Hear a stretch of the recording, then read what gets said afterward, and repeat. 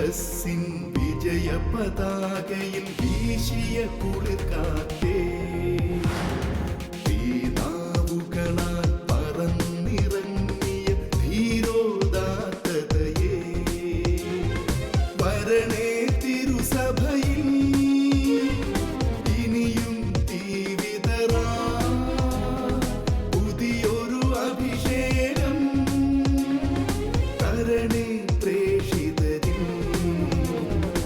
ആദിയുഷസ്സിൻ വിജയ പതാകയിൽ വീശിയ കുളിർക്കാറ്റേ, തീനാവുകളാൽ പറന്നിറങ്ങിയ ധീരോദാത്തതയേ, വരണേ തിരുസഭയിൽ ഇനിയും തീവിതറാ പുതിയൊരു അഭിഷേകം തരണേ പ്രേക്ഷിതരിൽ. ഏകരക്ഷകനാമേശുവിനെ സധീരം പ്രഘോഷിപ്പാൻ പാവന റൂഹാ നീയരുളണമേ വീണ്ടും പെന്തക്കുസ്താ. അത്ഭുതങ്ങൾ അടയാളങ്ങൾ ഇന്നും സാക്ഷ്യം നൽകാൻ ദൈവപിതാവേ നീ പകരണമേ വീണ്ടും പെന്തക്കുസ്താ, വീണ്ടും പെന്തക്കുസ്താ. വീണ്ടും പെന്തക്കുസ്ത. പ്രിയപ്പെട്ടവരെ, വീണ്ടും പെന്തക്കോസ്ത ഒരുക്ക അഭിഷേക ശുശ്രൂഷയിലേക്ക് യേശുനാമത്തിൽ 7-ാം ദിവസം നമ്മൾ ഒരുമിച്ച് വന്നിരിക്കുകയാണ്. ഓരോ ദിവസം ചെല്ലുന്തോറും പരിശുദ്ധാത്മാവിൻ്റെ അഭിഷേകത്താൽ നമ്മളെല്ലാവരും ഉയർന്നുകൊണ്ടിരിക്കുകയാണ്. ഈശോയ്ക്ക് നമുക്ക് നന്ദി പറയാം. സ്ലീഹന്മാരുടെ ജീവിതത്തിൽ ധാരാളം പ്രശ്നങ്ങളും പരാതികളും ഉണ്ടായിരുന്നു. ആ പരാതികളും പ്രശ്നങ്ങളും പരിഹരിക്കപ്പെട്ടത് പരിശുദ്ധാത്മാവിൻ്റെ പെന്തക്കോസ്തായിലൂടെ മാത്രമായിരുന്നു.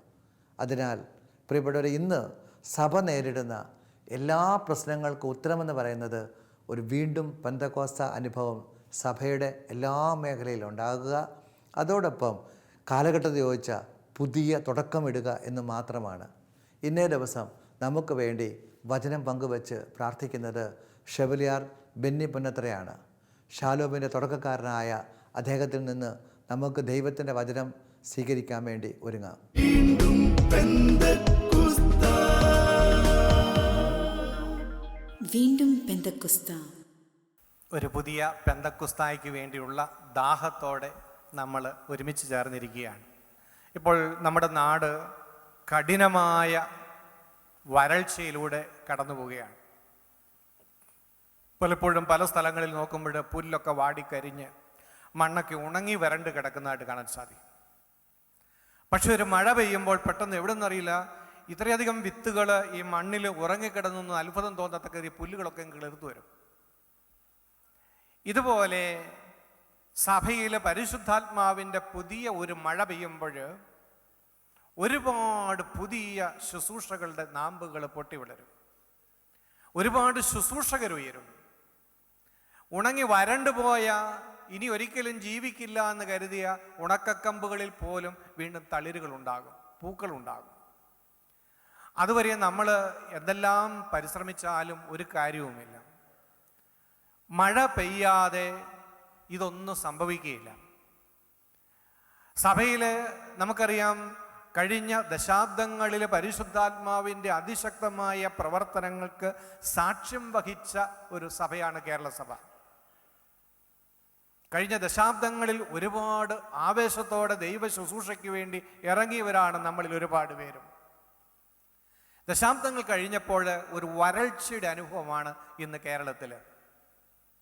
സഭയുടെ എല്ലാ മേഖലകളിലും ഒരു വരൾച്ച നമുക്ക് അനുഭവപ്പെടുന്നുണ്ട്. ഈ വരണ്ടുണങ്ങിയ അവസ്ഥ ഒരുപാട് ദുർബലത പ്രകടമാക്കുന്നുണ്ട്. സഭയുടെ ഇന്നത്തെ എല്ലാ പ്രതിസന്ധികൾക്കുമുള്ള ഏക പരിഹാരം ഒരു പുതിയ പെന്തക്കുസ്തായാണെന്നുള്ള തിരിച്ചറിവിലാണ് നമ്മൾ ഈ വർഷത്തെ പെന്തക്കുസ്തായിക്ക് വേണ്ടി ഒരുപാട് പ്രാർത്ഥിച്ച് ഒരുങ്ങുന്നത്. Praise the Lord. ഇതുപോലെ നമ്മുടെ ശുശ്രൂഷകളിൽ നമുക്ക് വഴിമുട്ടലുകൾ ഉണ്ടാകും. അല്ലെങ്കിൽ ഇനി എന്താണ് ചെയ്യേണ്ടതെന്നറിയാത്ത ഒരവസ്ഥ. കഴിഞ്ഞ കാലങ്ങളിലെ ആവേശം ചോർന്നു പോയ അവസ്ഥ, ദൈവത്തിന് വേണ്ടി ജീവിക്കാൻ ഒരുപാട് ആഗ്രഹവും സ്വപ്നവും ഉണ്ടായിരുന്നു, പക്ഷേ ഒന്നും പൂർത്തീകരിക്കാൻ പറ്റാത്ത അവസ്ഥകൾ. നമ്മൾ എത്ര പരിശ്രമിച്ചാലും ഇവിടെ മാറ്റമുണ്ടാകുകയില്ല. എന്നാൽ സ്വർഗത്തിൻ്റെ മഴ നമ്മുടെ ജീവിതത്തിൻ്റെ മേലെ, നമ്മുടെ സമൂഹത്തിൻ്റെ മേലെ, മിനിസ്ട്രികളുടെ മേലെ പെയ്തിറങ്ങുമ്പോൾ എല്ലാറ്റിലും വലിയ മാറ്റം ഉണ്ടാകും.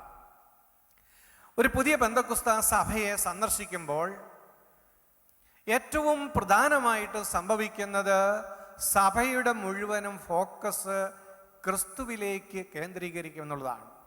Praise the Lord. ഇപ്പോൾ നമ്മുടെ ഫോക്കസ് കൂടുതലും സ്ഥാപനങ്ങളിലേക്കായിരിക്കാം, പണമുണ്ടാക്കുന്നതിലേക്കായിരിക്കാം, അല്ലെങ്കിൽ നമ്മുടെ തന്നെ വളർച്ചയെക്കുറിച്ചൊക്കെ ആയിരിക്കും ചിന്തിക്കുന്നത്. പക്ഷെ പരിശുദ്ധാത്മാവ് ഒരു സമൂഹത്തിലേക്ക് വരുമ്പോൾ ആ സമൂഹത്തിൻ്റെ ഫോക്കസ് മാറും. ഫോക്കസ് ക്രിസ്തുവിലേക്ക് മാറും. മാത്രമല്ല, പരിശുദ്ധാത്മാവിൻ്റെ മഴ പെയ്തു കഴിയുമ്പോൾ ക്രിസ്തുവിനെ കുറിച്ച് പ്രസംഗിക്കാൻ, ക്രിസ്തുവിനെ കൊടുക്കുവാനുള്ള ദാഹം കൊണ്ട് സമൂഹം മുഴുവനും നിറയും. ആത്മാക്കളെക്കുറിച്ച് ഭാരമുള്ള, ദൈവരാജ്യത്തെക്കുറിച്ചുള്ള ഭാരമുള്ള സമൂഹമായി നമ്മൾ മാറണമെങ്കിൽ വീണ്ടും ഒരു പെന്തക്കോസ്താ കൂടിയേ തരൂ. ഉപദേശിച്ചതുകൊണ്ട്, തിരുത്തിയതുകൊണ്ട്, ചർച്ചകൾ നടത്തിയതുകൊണ്ട് ഒന്നും ഒരു മാറ്റവും സംഭവിക്കുകയില്ല. അതുകൊണ്ട് ഈ പെന്തക്കോസ്താ ഏറ്റവും പ്രധാനപ്പെട്ടതാണ്. ദൈവം ഈ പെന്തക്കോസ്തായിലൂടെ എന്തൊക്കെയോ കേരള സഭയിൽ ചെയ്യുവാനായിട്ട് ആഗ്രഹിക്കുന്നു. അതിനുള്ള ഒരുക്കമായിട്ട് നമ്മളെയും കർത്താവ് വിളിച്ചു ചേർത്തിരിക്കുകയാണ്. Praise the Lord. ഈ മഴ പെയ്യുമ്പോൾ നമുക്കറിയാം, കഴിഞ്ഞ കാലങ്ങളിലൊക്കെ ധാരാളം ശുശ്രൂഷകൾ കേരള സഭയിൽ രൂപം കൊണ്ടു. നമ്മളുടെ ജീസസ് യൂത്ത്, ക്രിസ്റ്റീന്, ഫിയാദ് മിഷൻ, അങ്ങനെ ഇതുപോലുള്ള അട്ടപ്പാടിയിലെ ശുശ്രൂഷകൾ, ഇതൊക്കെ രൂപപ്പെട്ടത് ഏതെങ്കിലും ഒരു മാനുഷികമായ വ്യക്തിയുടെ കഴിവിൻ്റെ താല്പര്യത്തിൻ്റെ പേരിലല്ല, മറിച്ച് സഭയിൽ മഴ പെയ്തപ്പോൾ പൊട്ടിമുളച്ചതാണിത്. ദൈവത്തിൻ്റെ സുവിശേഷത്തിൻ്റെ വിത്തുകൾ തന്നെ പൊട്ടിമുളയ്ക്കുകയാണ് ചെയ്യുന്നത്. അപ്പം ഇതുപോലെ ധാരാളം മാറ്റങ്ങൾ സഭയിലുണ്ടാകും. ഞാൻ ഓർക്കുകയാണ്, കരിസ്മാറ്റിക് നവീകരണം ആരംഭിച്ച നാളുകളിൽ നമുക്ക് ദൈവസ്നേഹത്തെക്കുറിച്ച് പാടാനുള്ള പാട്ടുകളൊന്നും ഇല്ലായിരുന്നു. അതുവരെയും പെന്തക്കോസ്താക്കാർ പാടിക്കൊണ്ടിരുന്ന എന്തതിശയമേ ദൈവത്തിൻ്റെ സ്നേഹമൊക്കെയാണ് നമുക്ക് പാടാനുണ്ടായിരുന്നത്. പാട്ടുകൾ വളരെ കുറവായിരുന്നു അത്തരത്തിലുള്ള.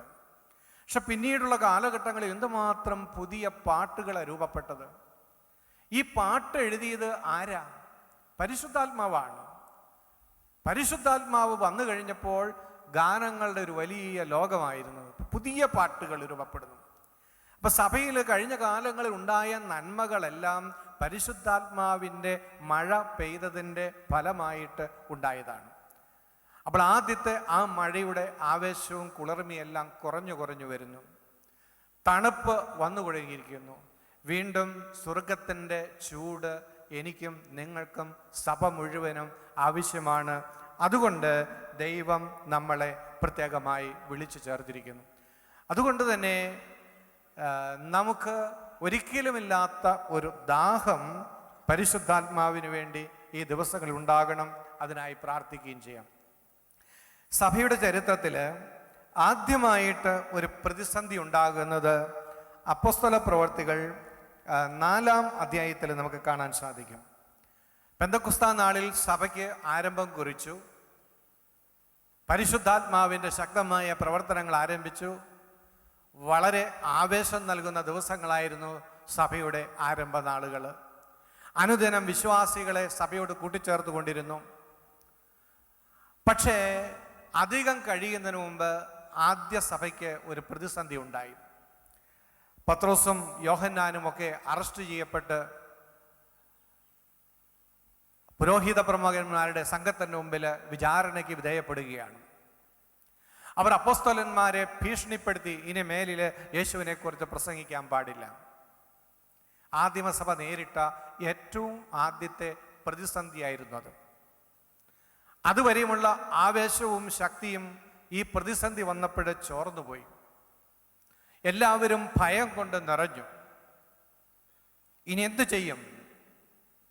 വഴിമുട്ടിയ ഒരവസ്ഥയാണ്. ഈ വഴിമുട്ടിയ അവസ്ഥയിൽ നിന്ന് കയറാൻ വേണ്ടി ആദിമസഭ എന്താണ് ചെയ്തത് എന്ന് നമുക്കറിയാം. 4-ാം അധ്യായം 23 മുതലുള്ള വചനങ്ങളിൽ നമ്മളത് വായിക്കുന്നു. വിശ്വാസികൾ ധൈര്യത്തിനായി പ്രാർത്ഥിക്കുന്നു. മോചിതരായ അവർ സ്വസമൂഹത്തിലെത്തി പുരോഹിത പ്രമുഖന്മാരും ജനപ്രമാണികളും പറഞ്ഞ കാര്യങ്ങൾ അവരെ അറിയിച്ചു.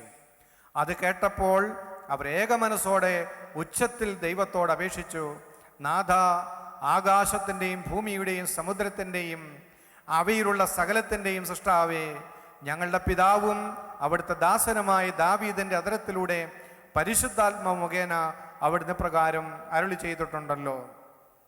തുടർന്ന് അവർ പ്രാർത്ഥിക്കുകയാണ്, അവിടുത്തെ പരിശുദ്ധ ദാസനായ യേശുവിൻ്റെ നാമത്തിൽ രോഗശാന്തിയും അടയാളങ്ങളും അത്ഭുതങ്ങളും സംഭവിക്കുന്നതിനായി അവിടുത്തെ കൈകൾ നീട്ടണമേ. അവിടുത്തെ വചനം പൂർണ്ണ ധൈര്യത്തോടെ പ്രസംഗിക്കുവാൻ ഈ ദാസരെ അനുഗ്രഹിക്കണമേ. അപ്പോൾ ആദിമ നൂറ്റാണ്ടിലെ സഭ അവരുടെ ആദ്യത്തെ പ്രതിസന്ധിയിൽ അതിനെ അതിജീവിക്കാൻ വേണ്ടി മാനുഷികമായ ഒരു വഴിയും അന്വേഷിച്ചില്ല. മറിച്ച് വിശ്വാസികൾ ഒരുമിച്ച് ദൈവത്തിൻ്റെ മുമ്പിൽ നിലവിളിച്ച് പ്രാർത്ഥിച്ചു. ആ നിലവിളിച്ചുള്ള പ്രാർത്ഥന കഴിഞ്ഞപ്പോൾ എന്ത് സംഭവിച്ചു? പ്രാർത്ഥന കഴിഞ്ഞപ്പോൾ അവർ സമ്മേളിച്ചിരുന്ന സ്ഥലം കുലുങ്ങി. അവരെല്ലാവരും പരിശുദ്ധാത്മാവിനാൽ പൂരിതരായി ദൈവവചനം ധൈര്യപൂർവ്വം പ്രസംഗിച്ചു. സഭ വീണ്ടും വളർന്നു മുന്നോട്ട് പോയി. Praise the Lord, hallelujah. അപ്പം ഇന്ന് നമ്മുടെ സഭ അഭിമുഖീകരിക്കുന്ന എല്ലാ പ്രശ്നങ്ങളും പ്രതിസന്ധികളും മാറും.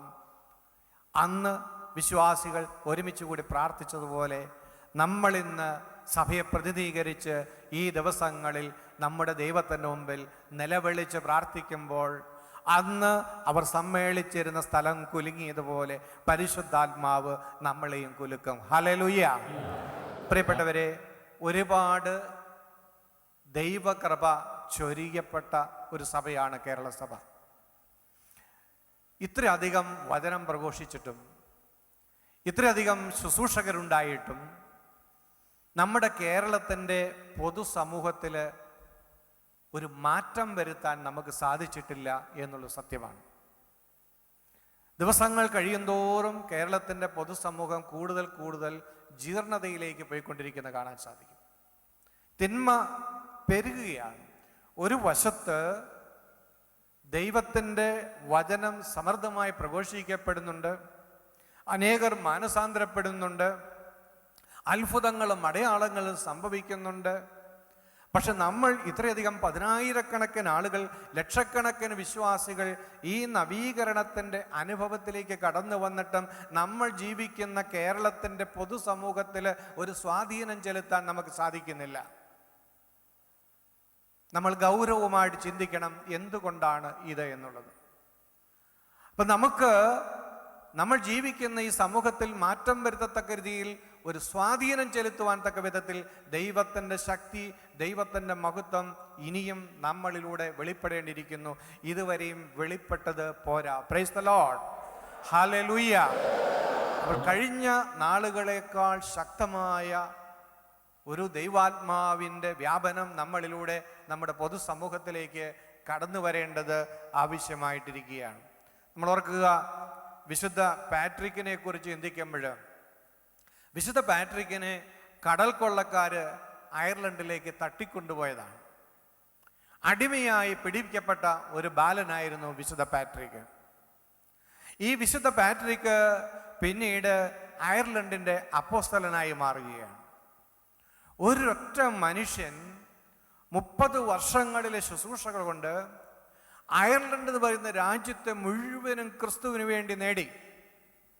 നോർത്തു നോക്കണം, ആരും സഹായിക്കാനില്ല, പിൻബലമില്ല. ഒരു മനുഷ്യൻ ഒറ്റയ്ക്ക് ഒരു രാജ്യത്തെ മുഴുവനും, ഓർക്കണം, പേഗൻ വിശ്വാസത്തിൽ ജീവിച്ചിരുന്ന, അന്ധവിശ്വാസത്തിൽ, അനാചാരത്തിൽ, പൈശാചിക സേവയിൽ ജീവിച്ചിരുന്ന പ്രബലമായ ഒരു സമൂഹത്തെ മുഴുവനും ഒരു മനുഷ്യന് ഒറ്റയ്ക്ക് മാറ്റാൻ കഴിഞ്ഞു.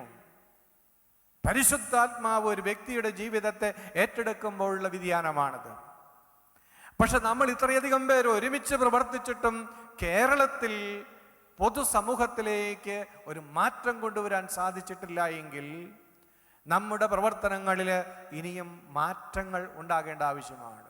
പരിശുദ്ധാത്മാവിന് അവിടുത്തെ ഇഷ്ടം പോലെ പ്രവർത്തിക്കത്തക്ക രീതിയിൽ ഇനിയും നമ്മളെ വിട്ടുകൊടുക്കേണ്ടത് ഉണ്ട് എന്നതാണ് അർത്ഥം.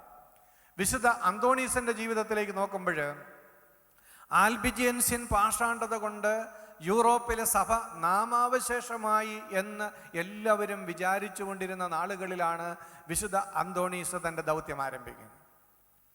അദ്ദേഹം പോയ വഴികളിലൊക്കെ സഭ വളരെ ദുർബലമായ, സഭയുടെ ശത്രുക്കൾ പ്രബലമായിരുന്ന നഗരങ്ങളിലൂടെയാണ് അദ്ദേഹം യാത്ര ചെയ്തത്. പക്ഷെ അദ്ദേഹം യാത്ര ചെയ്ത സ്ഥലങ്ങളിലൂടെ എല്ലാം അദ്ദേഹം കടന്നു പോയി കഴിഞ്ഞപ്പോൾ സഭയുടെ ശത്രുക്കൾ ഇല്ലാതായി, സഭ വീണ്ടും ജീവൻ വെച്ചു. നശിച്ചു പോകുമെന്ന് കരുതിയ കത്തോലിക്ക സഭ വീണ്ടും ഉയർത്തെഴുന്നേറ്റു. ഒരു അന്തോണീസ് തൻ്റെ സുവിശേഷം പ്രഘോഷിച്ചുകൊണ്ട് യാത്ര ചെയ്തപ്പോൾ. അപ്പൊ ദൈവത്തിന് ഒരുപാട് ആളുകളുടെ ആവശ്യമൊന്നുമില്ല. ദൈവത്തിൻ്റെ ആത്മാവിന് പരിപൂർണമായിട്ടും വിട്ടുകൊടുക്കപ്പെടുന്ന ജീവിതങ്ങൾ ഉണ്ടെങ്കിൽ ഇനിയും ലോകത്തിൽ മാറ്റങ്ങൾക്ക് സാധ്യതയുണ്ട്, സഭയിൽ മാറ്റങ്ങൾക്ക് സാധ്യതയുണ്ട്.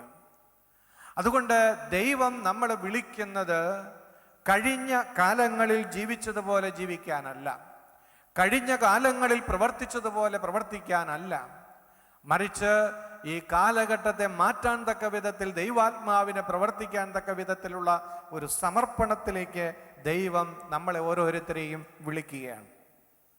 യോഹന്നാന്റെ സുവിശേഷം 13-ാമത്തെ അധ്യായത്തിൽ അവിടെ നമ്മൾ 1-ാമത്തെ വചനത്തിൽ ഇങ്ങനെ വായിക്കുന്നുണ്ട്, ഈ ലോകം വിട്ട് പിതാവിൻ്റെ പക്കലേക്ക് പോകാനുള്ള സമയമായി എന്ന് പെസഹ തിരുനാളിന് മുമ്പ് യേശു അറിഞ്ഞു.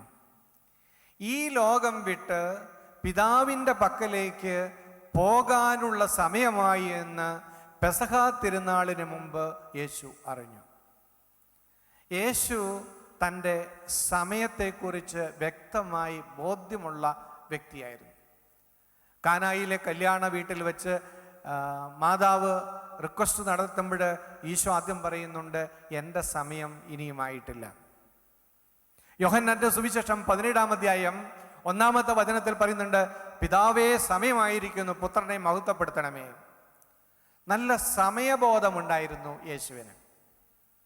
അപ്പൊ നമുക്കും സമയത്തെക്കുറിച്ചുള്ള ഒരു ബോധ്യമുണ്ടാകണം.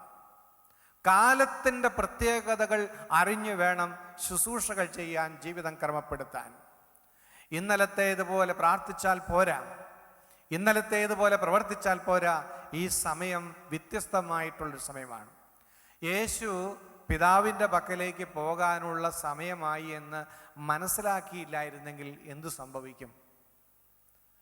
മനസ്സിലാക്കിയതുകൊണ്ട് പെസഹ തിരുനാളിന് മുമ്പ് യേശു താൻ പിതാവിൻ്റെ പക്കലേക്ക് പോകാനുള്ള സമയമായി എന്ന് അറിഞ്ഞതുകൊണ്ട് അവിടുന്ന് ആ പെസഹ തിരുനാളിൽ വിശുദ്ധ കുർബാന സ്ഥാപിച്ചു. അതേ സമയത്ത് യേശുവിന് സമയത്തെക്കുറിച്ച് ബോധ്യമില്ലെങ്കിൽ എന്ത് ചെയ്യും? അപ്പോസ്തലന്മാരുടെ ട്രെയിനിങ് ഒന്നും ശരിയായിട്ടില്ല, ഇപ്പോൾ ഇവരോട് ഇതൊന്നും പറഞ്ഞാൽ മനസ്സിലാവുകയില്ല, അതുകൊണ്ട് അടുത്ത വർഷത്തെ പെസഹായിക്ക് വിശുദ്ധ കുർബാന സ്ഥാപിക്കാമെന്ന് യേശു വിചാരിച്ചിരുന്നെങ്കിൽ എന്ത് സംഭവിക്കും? യേശുവിന് ഒരിക്കലും താൻ പിതാവിൻ്റെ പക്കലേക്ക് പോകുന്നതിന് മുമ്പ് ദിവ്യകാരുണ്യത്തെ നമുക്ക് നൽകാൻ ഒരുക്കി തരാൻ പറ്റില്ലായിരുന്നു. അപ്പൊ സമയം മനസ്സിലാക്കിയത് കൊണ്ടാണ് വിജയകരമായി പ്രവർത്തിക്കുവാൻ ഈശോയ്ക്ക് സാധിച്ചത്. ഒരുപക്ഷെ മാനുഷികമായിട്ട് ചിന്തിക്കുമ്പോൾ നമുക്ക് ഒന്നും ചെയ്യാൻ പറ്റാത്ത വിധത്തിലുള്ളൊരു നിസ്സഹായത ലോകത്തിലേക്ക് നോക്കുമ്പോൾ കാണാനായിട്ട് സാധിക്കും. സഭ എല്ലാ മേഖലകളിലും പീഡിപ്പിക്കപ്പെടുക, ക്രിസ്തീയ വിശ്വാസം പരിഹസിക്കപ്പെട്ടുകൊണ്ടിരിക്കുകയാണ്. കഴിഞ്ഞ കാലങ്ങളിൽ നിന്ന് വ്യത്യസ്തമായി ബൈബിളിനെയൊക്കെ ഓൾഡ് ലിറ്ററേച്ചർ എന്ന് പറഞ്ഞുള്ള കാറ്റഗറിയിലാണ് യൂറോപ്പിലും അമേരിക്കയിലും ഒക്കെ പെടുത്തിയിരിക്കുന്നത്. ആദ്യ നൂറ്റാണ്ടുകളിൽ സഭ ലോകത്തിലേക്ക് ഇറങ്ങിച്ചെന്ന് ലോകത്തെ വിശുദ്ധീകരിച്ചു, ലോകത്തെ സ്വാധീനിച്ചു. ഇന്ന് ലോകം സഭയ്ക്കുള്ളിലേക്ക് കടന്നു വന്ന് സഭയെ രൂപാന്തരപ്പെടുത്തിക്കൊണ്ടിരിക്കുന്ന അവസ്ഥ. ഇങ്ങനെയുള്ളൊരവസ്ഥയിൽ മാനുഷികമായിട്ട് ചിന്തിക്കുമ്പോൾ പിശാച് ഇങ്ങനെ പ്രബലപ്പെട്ടുകൊണ്ടിരിക്കുന്നതായും ദൈവവും ദൈവജനവും നിസ്സഹായതയിൽ നിൽക്കുന്നത് പോലെയൊക്കെ തോന്നും നമുക്ക്. എന്നാൽ ദൈവത്തിന് ഒരിക്കലും സമയം വൈകിയിട്ടില്ല പ്രവർത്തിക്കാൻ. ദൈവത്തിന് ഇനിയും ഈ സാഹചര്യത്തിൽ ഇടപെടാൻ കഴിയും എന്നുള്ള ഒരു പ്രത്യാശ വിശ്വാസികളുടെ ജീവിതത്തിൽ ഉണ്ടാകണം. സാമുവേലിൻ്റെ 1-ാം പുസ്തകത്തിൽ 4-ാമത്തെ അധ്യായത്തിൽ ഇസ്രായേലിൻ്റെ ഒരു ദുരവസ്ഥ വർണ്ണിക്കുന്നുണ്ട്. ഇസ്രായേലിയരെ ഫിലിസ്തീർ നിരന്തരം ആക്രമിക്കുകയാണ്. അങ്ങനെ യുദ്ധത്തിൽ പരാജയപ്പെട്ടപ്പോൾ അവർ എന്തു ചെയ്തു? അവർ ദൈവത്തിൻ്റെ വാഗ്ദാന പേടകം യുദ്ധക്കളത്തിലേക്ക് കൊണ്ടുവന്നു. ദൈവത്തിൻ്റെ സാന്നിധ്യം അവിടെ ഉള്ളത് കൊണ്ട് ശത്രുവിന് ഞങ്ങളെ തോൽപ്പിക്കാൻ കഴിയുകയില്ല എന്നാണ് അവർ ധരിച്ചത്. പക്ഷെ ആ യുദ്ധ ദിവസവും ഇസ്രായേൽക്കാർ പരാജയപ്പെട്ടു. ദൈവത്തിൻ്റെ പേടകം ഫിലിസ്തീർ തട്ടിക്കൊണ്ടുപോയി. നേതാക്കന്മാരെല്ലാം വധിച്ചു. ഏകദേശം 30,000 പേര് കൊല്ലപ്പെട്ടു. അങ്ങനെ ഇസ്രായേൽ വളരെ ദയനീയമായിട്ട് പരാജയപ്പെടുകയാണ്. ഇങ്ങനെ പരാജയപ്പെട്ടപ്പോൾ യുദ്ധക്കളത്തിലേക്ക് ദൈവത്തിൻ്റെ പേടകവുമായിട്ട് പോയത് ഏലി പുരോഹിതൻ്റെ 2 മക്കളായിരുന്നു, ഫിനെഹാസും സഹോദരൻ ഹോഫ്നിയും. ഫിനെഹാസും ഹോഫ്നിയും യുദ്ധക്കളത്തിൽ വെച്ച് കൊല്ലപ്പെട്ടു. ഇത് അറിഞ്ഞ് ദൈവത്തിൻ്റെ പേടകം പിടിക്കപ്പെട്ടു എന്ന് പറഞ്ഞപ്പോൾ ഏലി പുരോഹിതനും ഇരിപ്പിടത്തിൽ നിന്ന് താഴെ വീണ് കഴുത്തൊടിഞ്ഞ് മരിച്ചു. അപ്പോൾ ഇസ്രായേലിന് നേതാക്കന്മാരില്ല, ദൈവത്തിൻ്റെ പേടകം നഷ്ടപ്പെട്ടു, സൈനികരില്ല, ആയുധങ്ങളില്ല. ഫിലിസ്തീനയുടെ മുമ്പിൽ അടിമത്തം മാത്രമാണ് അവരുടെ മുമ്പിലുള്ള, പ്രതീക്ഷിക്കാൻ ഒന്നുമില്ല. അപ്പോൾ ഈ വാർത്ത അറിഞ്ഞപ്പോൾ ഫിനെഹാസിൻ്റെ ഭാര്യ പൂർണ്ണ ഗർഭിണിയായിരുന്നു. അവൾ ഒരു കുഞ്ഞിനെ പ്രസവിച്ചു. കുഞ്ഞിനെ പ്രസവിച്ചിട്ട് ദൈവത്തിൻ്റെ മഹത്വം ഇസ്രായേലിൽ നിന്ന് നഷ്ടപ്പെട്ടു പോയി എന്ന് പറഞ്ഞുകൊണ്ട് അവൾ തൻ്റെ കുഞ്ഞിന് ഇക്കാബോദ് എന്നാണ് പേരിട്ടത്. ഇക്കാബോദ്, ദൈവത്തിൻ്റെ മഹത്വം നഷ്ടപ്പെട്ടു പോയി എന്ന് പറഞ്ഞുകൊണ്ട്. അപ്പം ഇനി ഒന്നും പ്രതീക്ഷിക്കാനില്ല. അത്രമാത്രം ഹോപ്പ്ലെസ് ആയിട്ടുള്ള ഒരു സിറ്റുവേഷൻ ആയിരുന്നു അവിടെ ഉണ്ടായിരുന്നത്. അങ്ങനെയുള്ള ആ സാഹചര്യത്തിൽ പ്രിയപ്പെട്ടവരെ, ദൈവം പ്രവർത്തിച്ച ഒരു അത്ഭുതം 4-ാമത്തെ അധ്യായത്തിൽ നമുക്ക് വായിക്കാൻ സാധിക്കും. സാമുവേൽ പ്രവാചകൻ മിസ്പായിൽ ഇസ്രായേലിയരെ വിളിച്ചു ചേർത്തു. ഇസ്രായേലിയർ അവരുടെ തെറ്റുകളോർത്ത് അനുതപിച്ച് കരഞ്ഞു. അങ്ങനെ കരഞ്ഞപ്പോൾ ദൈവത്തിൻ്റെ കരുണ അവരുടെ മേൽ വർഷിക്കപ്പെട്ടു. അവിടെ നമ്മൾ വായിക്കുകയാണ്, ദൈവം സ്വർഗത്തിൽ നിന്ന് ഒരു ഇടിമുഴക്കമുണ്ടാക്കി ഫിലിസ്ത്യ സൈന്യത്തെ ചിതറിച്ചു കളഞ്ഞുവെന്ന്. ഇസ്രായേലിയർക്ക് യുദ്ധം ചെയ്യുക പോലും വേണ്ടി വന്നില്ല. ജനം ഒരുമിച്ച് കൂടി പാപങ്ങളോർത്ത് അനുതപിച്ച് നിലവിളിച്ച് പ്രാർത്ഥിച്ചപ്പോൾ ദൈവം അവർക്ക് വേണ്ടി യുദ്ധം ചെയ്തു. അത് സംഭവിച്ചത് സാമൂൽ പ്രവാചകൻ ജനത്തെ മിസ്പായിൽ ഒരുമിപ്പിച്ച് ചേർത്തപ്പോഴാണ്. അപ്പോൾ ദൈവം തൻ്റെ ജനത്തെ ഒരുമിപ്പിച്ച് ചേർക്കുമ്പോൾ, ഞാൻ ആദ്യം പറഞ്ഞല്ലോ, അവിടെ ആദ്യം നടക്കേണ്ടത് വിശുദ്ധീകരണമാണ്. അവർ അന്യദേവന്മാരെ ഉപേക്ഷിച്ചു, പാപങ്ങളോർത്ത് പശ്ചാത്തപിച്ചു, ദൈവത്തിൻ്റെ കരുണയ്ക്ക് വേണ്ടി നിലവിളിച്ചു. അപ്പോൾ ദൈവം ഇറങ്ങി വന്ന് അവർക്ക് യുദ്ധം ചെയ്തു. അപ്പം ഇന്ന് സഭ ചെയ്യേണ്ടത് ഇതാണ്. സഭ അനുഭവിക്കുന്ന നിസ്സഹായതയുടെ മുമ്പിൽ തിന്മയുടെ ശക്തികൾ സഭയെ പീഡിപ്പിച്ചുകൊണ്ടിരിക്കുന്ന നാളുകളിൽ മാനുഷികമായ ടെക്നിക്കുകൾ കൊണ്ട്, മാനുഷികമായ ശക്തി കൊണ്ട്, രാഷ്ട്രീയ സ്വാധീനം കൊണ്ട് നമുക്കൊരിക്കലും നമ്മളെ പീഡിപ്പിച്ചുകൊണ്ടിരിക്കുന്ന തിന്മയുടെ ശക്തികളെ കീഴടക്കാൻ സാധിക്കുകയില്ല. മറിച്ച് നമ്മുടെ കർത്താവ് നമുക്ക് വേണ്ടി യുദ്ധം ചെയ്യണം. നമ്മുടെ ദൈവം നമുക്ക് വേണ്ടി യുദ്ധം ചെയ്യണം. നമ്മുടെ ദൈവം നമുക്ക് വേണ്ടി യുദ്ധം ചെയ്യണമെങ്കിൽ നമ്മൾ ദൈവത്തിൻ്റെ മുമ്പിൽ മുട്ടുമടക്കാനായിട്ട് തയ്യാറാകണം. ദൈവത്തിൻ്റെ മുമ്പിൽ മുട്ടുമടക്കുമ്പോൾ തിന്മയുടെ ശക്തികൾ ദൈവജനത്തിൻ്റെ മുമ്പിൽ മുട്ടുമടക്കും. Hallelujah, hallelujah. പ്രിയപ്പെട്ടവരെ, ഞാൻ ആദ്യമേ പറഞ്ഞു, സമയം അറിഞ്ഞു വേണം നമ്മൾ പ്രവർത്തിക്കുവാൻ. ഈ കാലഘട്ടം വളരെ പ്രധാനപ്പെട്ട ഒരു കാലഘട്ടമാണ്. പലപ്പോഴും ലോകാവസാനത്തെക്കുറിച്ചൊക്കെ നമ്മൾ ധാരാളം പറഞ്ഞു കേട്ടിട്ടുണ്ട്, വായിച്ചിട്ടുണ്ട്, ചിന്തിക്കാറൊക്കെയുണ്ട്. പക്ഷേ ഒരു വിശ്വാസിയെ സംബന്ധിച്ചിടത്തോളം ലോകാവസാനം എന്നതല്ല പ്രധാനപ്പെട്ട കാര്യം. ഈ ലോകം ഇന്നല്ലെങ്കിൽ നാളെ അവസാനിക്കുമെന്നുള്ളത് നമുക്കറിയാം. ഇന്ന് ഭൗതിക ശാസ്ത്രജ്ഞർ പോലും ഈ സത്യം അംഗീകരിക്കുന്നു. ഈ ഭൂമിയും ഈ മറ്റ് ഗ്രഹങ്ങളും ഒക്കെ, സൂര്യനും ചന്ദ്രനും ഒക്കെ ഒരവസാനമുണ്ട് എന്ന് എല്ലാവരും അംഗീകരിക്കുന്നുണ്ട്. കഴിഞ്ഞ വർഷം അന്തരിച്ച ലോക പ്രശസ്ത ഫിസിസ്റ്റായിരുന്ന സ്റ്റീഫൻ ഹോക്കിങ്സ് എന്ന ശാസ്ത്രജ്ഞനെ കുറിച്ച് നിങ്ങൾ കേട്ടിട്ടുണ്ടാകും. സ്റ്റീഫൻ ഹോക്കിംഗ് നിരീശ്വരവാദിയായിട്ടുള്ള ഒരു ശാസ്ത്രജ്ഞനാണ്. അദ്ദേഹം തൻ്റെ പഠനങ്ങളിലൂടെ, നിഗമനങ്ങളിലൂടെ ഏതാനും വർഷങ്ങൾക്ക് മുമ്പ് ഇങ്ങനെ പ്രവചിച്ചു: ഈ ഭൂമിക്ക് ഇനി 100 വർഷത്തിൽ കൂടുതൽ ആയുസില്ല എന്ന്. കാരണം അന്തരീക്ഷ മലിനീകരണവും അതുപോലെ തന്നെ ക്ലൈമറ്റ് ചേഞ്ചും അതുപോലെ രോഗങ്ങളുടെ വ്യാപനങ്ങളെല്ലാം വഴി ഈ ഭൂമിയിലെ മനുഷ്യൻ്റെ ജീവിതം വഴിമുട്ടിക്കൊണ്ടിരിക്കുകയാണ്. ഏറ്റവും കൂടി വന്നാൽ 100 വർഷം കൂടി മാത്രമാണ് ഈ ഭൂമി ഇതുപോലെ നിലനിൽക്കുകയുള്ളൂ. അതിനുശേഷം ഇത് മനുഷ്യവാസ യോഗ്യമല്ലാതായിട്ട് തീരും എന്ന് അദ്ദേഹം ശാസ്ത്രീയമായ നിഗമനങ്ങളിലൂടെ കണ്ടെത്തി അത് ലോകത്തോട് പറയുകയുണ്ടായി.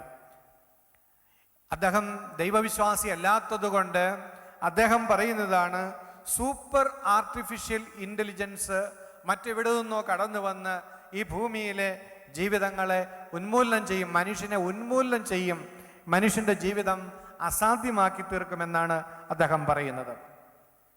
കഴിഞ്ഞ വർഷം ജൂൺ 15 BBC ഒരു പ്രത്യേക പ്രോഗ്രാം ടെലികാസ്റ്റ് ചെയ്തിരുന്നു.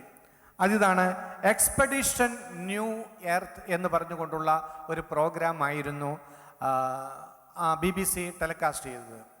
അതിനകത്ത് അവർ പറയുന്ന കാര്യങ്ങളാണ്, ഈ ഭൂമി ജനവാസ യോഗ്യമല്ലാതായി മാറിക്കൊണ്ടിരിക്കുന്നു, കാലാവസ്ഥയുടെ വ്യതിയാനവും അന്തരീക്ഷ മലിനീകരണവും എല്ലാം വഴിയായിട്ട്.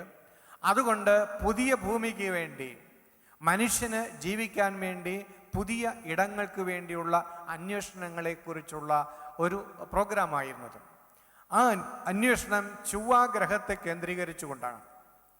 ചൊവ്വയിലേക്ക് എങ്ങനെ കുടിയേറ്റം നടത്താം എന്നുള്ളതാണ് കഴിഞ്ഞ 10 വർഷമായി ലോകത്തിൻ്റെ വിവിധ ഭാഗങ്ങളിൽ ഗവൺമെൻറ്റുകളും നാസ പോലുള്ള കേന്ദ്രങ്ങളുമെല്ലാം ഗൗരവമായിട്ട് ചിന്തിച്ചു കൊണ്ടിരിക്കുന്നത്. അതുപോലെ തന്നെ ഈ ടെൽസ കമ്പനിയുടെ CEO ആയ എലോൺ മസ്ക്, അദ്ദേഹം 2025 ചൊവ്വയിലേക്ക് ആളുകളെ കൊണ്ടുപോകത്തക്ക രീതിയിലുള്ള സംവിധാനങ്ങൾ രൂപപ്പെടുത്തി കഴിഞ്ഞു. 2033 ചൊവ്വയിൽ കോളനികൾ സ്ഥാപിക്കാനായിട്ടാണ് ടെൽസ കമ്പനിയും സ്പേസ് എക്സ് എന്ന് പറയുന്ന അവരുടെ ഈ ചൊവ്വ പരിവേഷണ കേന്ദ്രവും കൂടി തീരുമാനിച്ചിരിക്കുന്നത്. ഇതുപോലെ തന്നെ നാസയും ചൈനയും ചൊവ്വയിൽ കോളനികൾ സ്ഥാപിക്കാൻ വേണ്ടി വളരെ ഗൗരവമായി ഗവേഷണങ്ങൾ നടത്തി അതിനുവേണ്ടിയുള്ള റോക്കറ്റുകളും ഒക്കെ രൂപപ്പെടുത്തിക്കൊണ്ടിരിക്കുകയാണ്. അതുപോലെ തന്നെ ഡച്ച് ഗവൺമെൻറ്റിൻ്റെ ഒരു പ്രോജക്റ്റാണ് മാർസ് 1.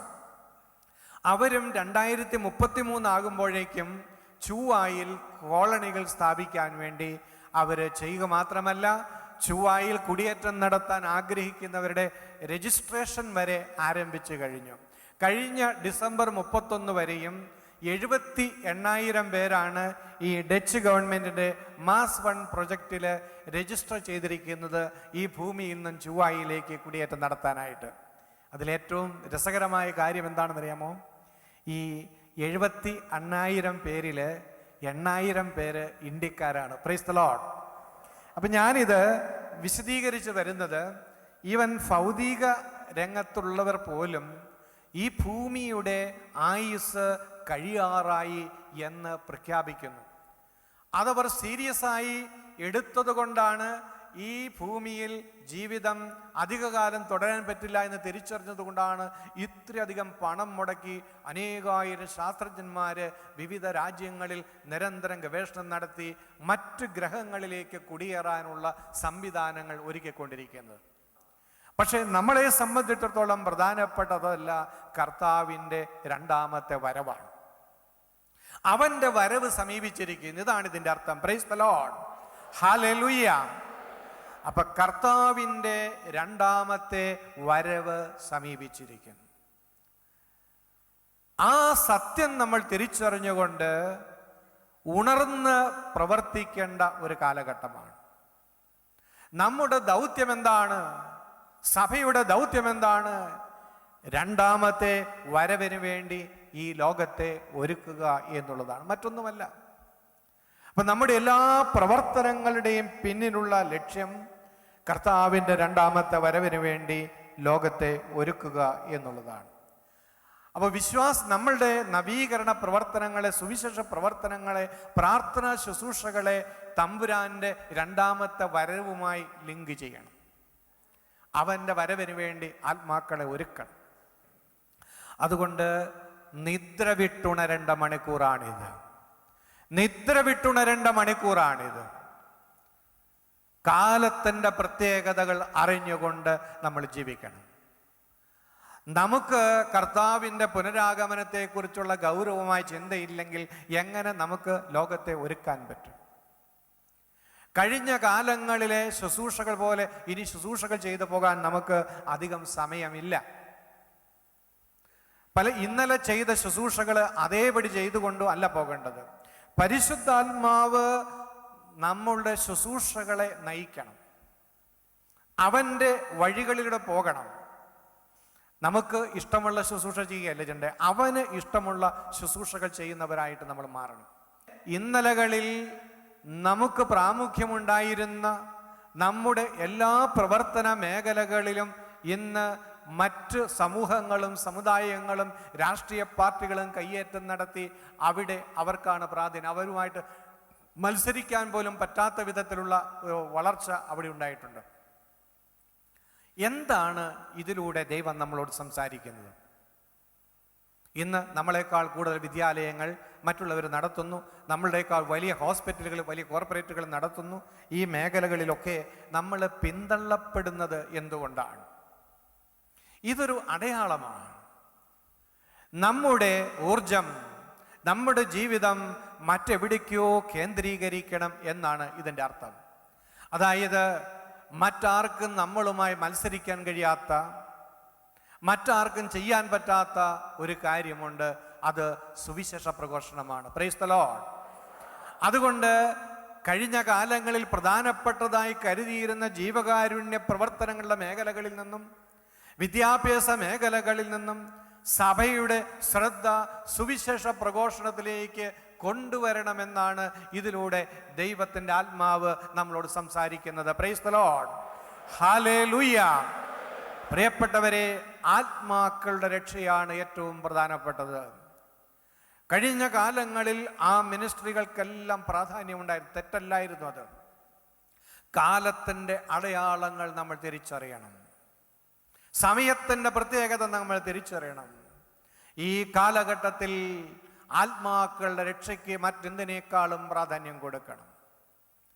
അങ്ങനെ നമ്മളുടെ ശുശ്രൂഷകളുടെ സ്വപ്നം ആത്മാക്കളുടെ രക്ഷ ആയി വരുമ്പോൾ, കർത്താവിൻ്റെ രണ്ടാമത്തെ വരവ് നമ്മുടെ മുഖ്യ വിഷയമായി വരുമ്പോൾ, നമ്മുടെ പ്രവർത്തനങ്ങളിൽ ദൈവത്തിൻ്റെ കൃപ കൂടുതൽ സമൃദ്ധമായിട്ട് ഒഴുകുമെന്നുള്ളത് തീർച്ചയാണ്.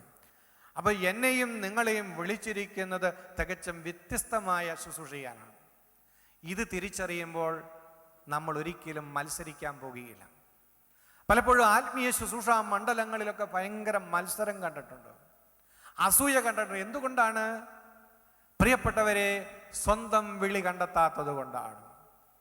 സ്വന്തം അഭിഷേകം തിരിച്ചറിയാത്ത വ്യക്തികളാണ് അഭിഷേകമുള്ളവരോട് അസൂയപ്പെട്ട് ജീവിക്കുന്നത്. അഭിഷേകമില്ലായ്മയുടെ അടയാളമാണ് അഭിഷേകമുള്ളവരോടുള്ള അസൂയ. അഭിഷേകം നഷ്ടപ്പെട്ട് കഴിയുമ്പോഴാണ് ഇത് സംഭവിക്കുന്നത്. പല വ്യക്തികളുടെയും ജീവിതത്തെ ദൈവത്തിന് എടുത്തുപയോഗിക്കാൻ കഴിയാതെ വരുന്നത് അഭിഷേകമുള്ളവരോടുള്ള മത്സരമോ ശത്രുതയോ അസൂയയോ അതിൽ നിന്ന് രൂപപ്പെടുന്ന വിമർശനങ്ങളോ ആണ്. Praise the Lord. ഹല്ലേലൂയ. അതുകൊണ്ട് പ്രിയപ്പെട്ടവരെ, ദൈവം നമ്മളെ ഉപയോഗിക്കണമെന്ന് ആഗ്രഹമുണ്ടെങ്കിൽ ദൈവം എടുത്തുപയോഗിക്കുന്ന വ്യക്തികളോട് ശത്രുതയോ അസൂയയോ മത്സരമോ പാടില്ല. ഈ അവസാന കാലഘട്ടത്തിൻ്റെ അതിശക്തമായ ദൈവരാജ്യത്തിന് വേണ്ടിയുള്ള പോരാട്ടത്തിൽ നമ്മൾ കൈകൾ കോർത്തു പിടിച്ച് പോരാടണം. ഹൃദയങ്ങൾ ഒന്നാക്കി പോരാടണം. ആത്മാവിന്റെ ഐക്യത്തിൽ പോരാടണം. അപ്പോൾ സാത്താന്റെ ശക്തികൾക്ക് നമ്മളെ പരാജയപ്പെടുത്താൻ സാധിക്കുകയില്ല. Hallelujah, hallelujah. അപ്പൊ ഇത്തരത്തിൽ പുതിയ ശക്തി സ്വീകരിച്ചുകൊണ്ട് മുന്നോട്ട് പോകുവാനായിട്ട് നമുക്ക് ദൈവം തന്ന ഈ അവസരത്തെ നന്ദിയോടുകൂടി ദൈവത്തിന്റെ കരങ്ങളിൽ നിന്ന് സ്വീകരിക്കാം. വീണ്ടും പെന്തക്കുസ്ത. വീണ്ടും പെന്തക്കുസ്ത. പ്രിയപ്പെട്ടവരെ, വചനം കേട്ടപ്പോൾ നമ്മൾ മനസ്സിലാക്കി പരിശുദ്ധാത്മാവ് ഈ കാലഘട്ടത്തിൽ പുതിയ തുടക്കങ്ങൾ കുറിക്കാൻ ആഗ്രഹിക്കുന്നു. പുതിയ തുടക്കങ്ങൾ കുറിക്കണമെങ്കിൽ നമുക്ക് പുത്തൻ അഭിഷേകം ആവശ്യമാണ്.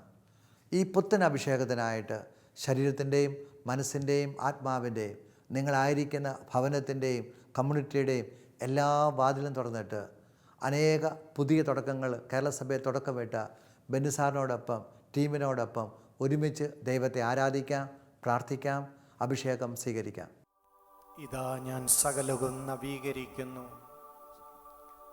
എന്നരുളിയ കർത്താവ് നമ്മുടെ ജീവിതങ്ങളെയും ശുശ്രൂഷകളെയും നവീകരിക്കുന്നതിനു വേണ്ടി ദിവ്യകാരുണ്യമായി നമ്മുടെ മുമ്പിലേക്ക് കടന്നു വന്നിരിക്കുന്നു. അവൻ്റെ പരിശുദ്ധമായ സാന്നിധ്യത്തിൻ്റെ മുമ്പിൽ നമ്മുടെ ജീവിതങ്ങളെ നമുക്ക് സമർപ്പിക്കാം. കർത്താവിൻ്റെ സാന്നിധ്യം ചെങ്കടലിനെ രണ്ടായിട്ട് വിഭജിച്ചു. കർത്താവിൻ്റെ സാന്നിധ്യം യോർദാൻ നദിയുടെ ഒഴുക്കിനെ തടഞ്ഞു. കർത്താവിൻ്റെ ശക്തമായ സാന്നിധ്യം സീനായി പർവ്വതത്തെ കുലുക്കി. കർത്താവിൻ്റെ സാന്നിധ്യം മരുഭൂമിയിലൂടെ യാത്ര ചെയ്തിരുന്ന ഇസ്രായേൽക്കാർക്ക് പകൽ മേഘസ്തംഭമായും രാത്രി അഗ്നിത്തൂണുമായി മാറി. നമ്മുടെ ശുശ്രൂഷ ജീവിതത്തിലേക്ക് ദൈവത്തിൻ്റെ സാന്നിധ്യം അഗ്നിത്തൂണുമായി മേഘത്തണലായി ഈ നിമിഷങ്ങളിൽ വീണ്ടും കടന്നു വരട്ടെ. അവൻ്റെ സാന്നിധ്യം നമ്മുടെ മുമ്പിലുള്ള ചെങ്കടലുകളെ തകർക്കട്ടെ. അവൻ്റെ പരിശുദ്ധമായ സാന്നിധ്യത്താൽ നമ്മുടെ ജീവിതവും ശുശ്രൂഷകളും രൂപാന്തരപ്പെടട്ടെ. അവൻ്റെ മഹത്വമുള്ള സാന്നിധ്യത്തിലേക്ക് നമ്മുടെ ജീവിതത്തെ മുഴുവനും സമർപ്പിച്ചുകൊണ്ട് അവനായി ജീവിതം മുഴുവനും വിട്ടുകൊടുത്തുകൊണ്ട് നമ്മുടെ കരങ്ങൾ ഉയർത്തി നമുക്ക് മുമ്പിലേക്ക് കടന്നു വന്നിരിക്കുന്ന ദിവ്യകാരുണ്യനാഥനെ നമുക്ക് സ്തുതിച്ച് മഹത്വപ്പെടുത്താം. ഹല്ലേലൂയ, ഹല്ലേലൂയ, ഹല്ലേലൂയ, ഹല്ലേലൂയ. യേശുവേ നന്ദി, യേശുവേ നന്ദി.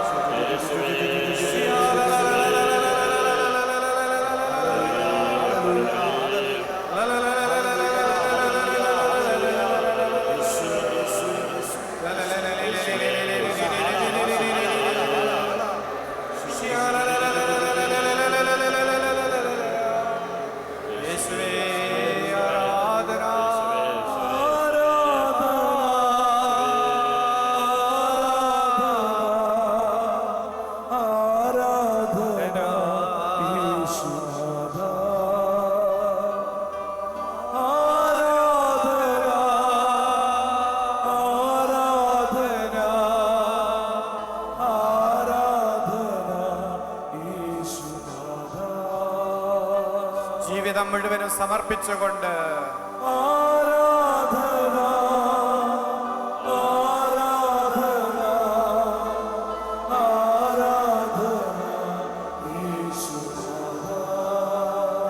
നമ്മുടെ ശുശ്രൂഷകളെല്ലാം ഈശോയ്ക്ക് വിട്ടുകൊടുത്തുകൊണ്ട് ഒരിക്കൽ കൂടി ആരാധന.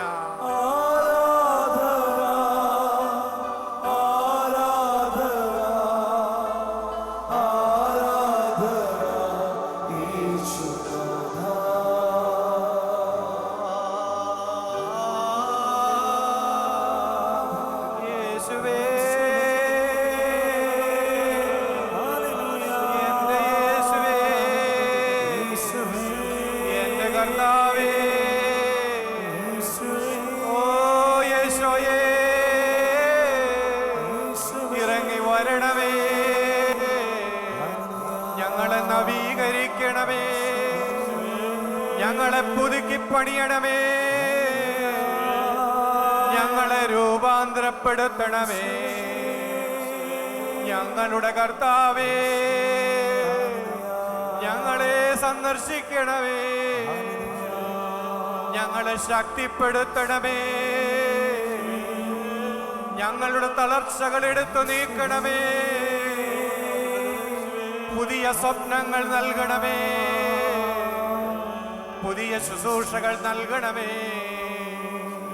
ഈശോയേ, എന്റെ ഈശോയേ, ഈശോ ഞങ്ങളെ വീണ്ടെടുക്കണമേ. ഞങ്ങളുടെ തകർച്ചകൾ എടുത്തു നീക്കണമേ. അങ്ങയുടെ ശക്തി കൊണ്ട് ഞങ്ങളെ നിറയ്ക്കണമേ. അങ്ങയുടെ അഭിഷേകത്താൽ വീണ്ടും ഞങ്ങളെ ഉണർത്തണമേ. ഞങ്ങളുടെ ബന്ധനങ്ങൾ തകർത്ത് കളയണമേ. ഞങ്ങളോട് കരുണ കാണിക്കണമേ. ഞങ്ങളുടെ ശുശ്രൂഷകളോട് കരുണ കാണിക്കണമേ. ഞങ്ങളെ പുതുക്കി പണിയണമേ.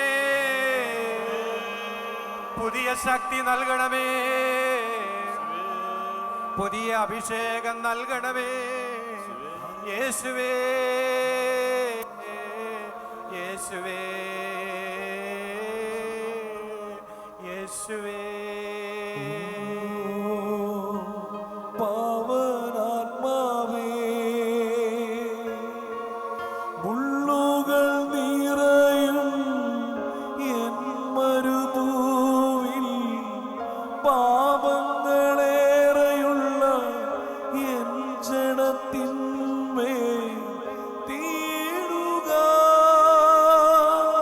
വീണ്ടും ശുദ്ധി നൽകുക, വീണ്ടും അഗ്നി നൽകുക.